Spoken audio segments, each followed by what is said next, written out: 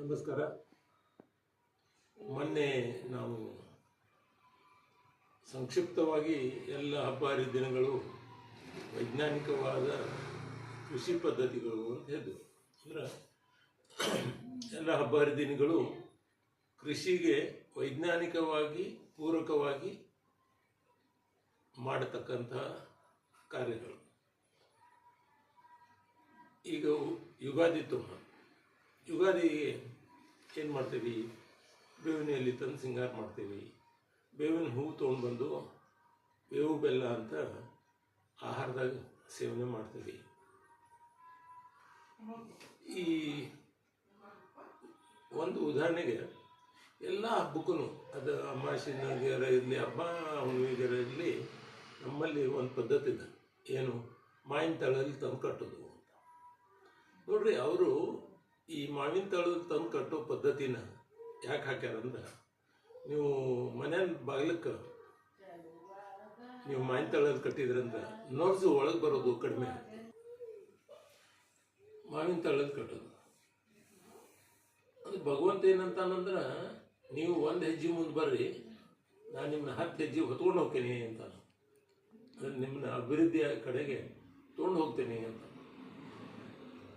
ಹೆಂಗಂದ್ರೆ, ಮಾವಿನ ತಳದಲ್ಲಿ ಕಟ್ಟೋದ್ರಿಂದ ನಿಮ್ಗೆ ಏನಾಯ್ತು?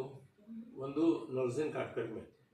15 ದಿವಸಕ್ಕೊಮ್ಮೆ ನೀವು ಆ ಮಾವಿನ ತಳನ್ನ ಬದಲಿ ಮಾಡ್ತೀರಿ.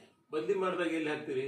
ಒಣಗಿದ ಎಲೆ ಇವು ಅಂತ ಇದು ತಿಪ್ಪಿಯಲ್ಲಿ ಹಾಕ್ತೀವಿ ಅಥವಾ ಗೊಬ್ಬರ ಗುಂಡಿಯಲ್ಲಿ ಹಾಕ್ತೀವಿ.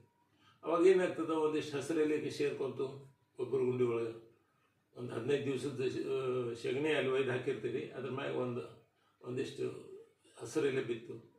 ಮುಂದೆ ಅದು ಅಲ್ಲೇ ಹಸಿರೆಲೆ ಗೊಬ್ಬರದಾಗ ಸೇರ್ಕೊಂತದ್ದು. ಮುಂದೆ ಆ ಟೊಂಗಿ ಮುರಿದಿರ್ತಿರಲ್ಲ, ಎಲೆ ಕಟ್ ಮಾಡಿರ್ತೀರಿ ಮಾವಿನ ಗಿಡದಾಗಿಂದ, ಅದು ಚಿಗುರು ಹೊಡಿಲಿಕ್ಕೆ ಅನುಕೂಲ ಆಗ್ತದೆ. ಚಿಗುರು ಹೊಡೆದು ಅದು ಅಭಿವೃದ್ಧಿ ಹೊಂದದ, ಹಣ್ಣು ಹೆಚ್ಚಿಗೆ ಬರ್ತಾವೆ. ನಿಮ್ಗೆ ಒಂದು ಕೆಲಸ ಮಾಡೋದ್ರಿಂದ ನಿಮಗೆ ಯಾವ್ಯಾವ ರೀತಿ ಲಾಭಗಳಾಗ್ತಾವೆ. ನಮ್ಮ ಪೂರ್ವಜರು, ನಮ್ಮ ಗುರು ಹಿರಿಯರು ಈ ಪದ್ಧತಿಗಳನ್ನು ಅಳವಡಿಸುವಾಗ ವೈಜ್ಞಾನಿಕವಾಗಿ ವಿಚಾರ ಮಾಡಿ ಈ ಹಬ್ಬ ಹರಿದಿನಗಳನ್ನು ಇದೇ ರೀತಿಯಾಗಿ ಆಚರಿಸಬೇಕು ಅಂತ ನಮಗೆ ಹೇಳ್ಕೊಟ್ರು. ಅದನ್ನು ನಾವು ಈಗ ಏನಾಗ್ಯದ, ಮಾವಿನ ತಳದಂದ್ರೆ ಆ ಪ್ಲಾಸ್ಟಿಕ್ಕಿನ ತಂದು ಬಾಗಿಲಿಗೆ ಹಚ್ಚೋದಾಗ್ಯದ. ಆಮ್ಯಾಗ ಶಾರದಾನವರು ಆ ಮಾವಿನ ತಳದಲ್ಲಿ ಹಚ್ಚೋದ್ರಿಂದ ಆ ನರ್ಸಿನ ಕಾಟ್ ಬಂದ ಕಡಿಮೆ ಆಗ್ತದೆ. ಉಳ್ಕಿದ್ದು ಯಾವುದು ಅವ್ರಿಗೆ ಲಾಭ ಆಗಂಗಿಲ್ಲ. ಯಾಕಂದ್ರೆ ಅವು ಎಲ್ಲಿ ಗೊಬ್ಬರ ಗುಂಡಿಗೆ ಹೋಗಂಗಿಲ್ಲ, ಎಲ್ಲೆಲ್ಲೋ ಕಸ ಆಗಬೇಕು ಹೋಗವ. ಆಮ್ಯಾಗ ಅದು ನಿಮ್ಗೆ ಅವು ಎಲ್ಲಿಂದ ತಂದಿರ್ತಾರೋ ಆ ಗಿಡದಾಗ ಚಿಗುರು ಹೆಚ್ಚಿಗೆ ಹೊಡಿತೇವೆ. ಆದರೆ ಇವ್ರಿಗೇನು ಪ್ಯಾಟರ್ನ್ ಔಟ್ ಮಾಡೋದಕ್ಕೆ ಏನು ಲಾಭ ಇರೋದಿಲ್ಲ.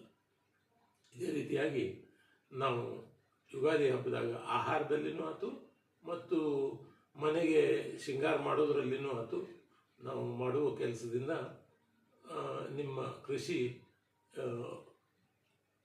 ಒಳ್ಳೆಯ ರೀತಿಯಲ್ಲಿ ಮುಂದುವರ್ಕೊಂಡು ಹೋಗ್ತದೆ.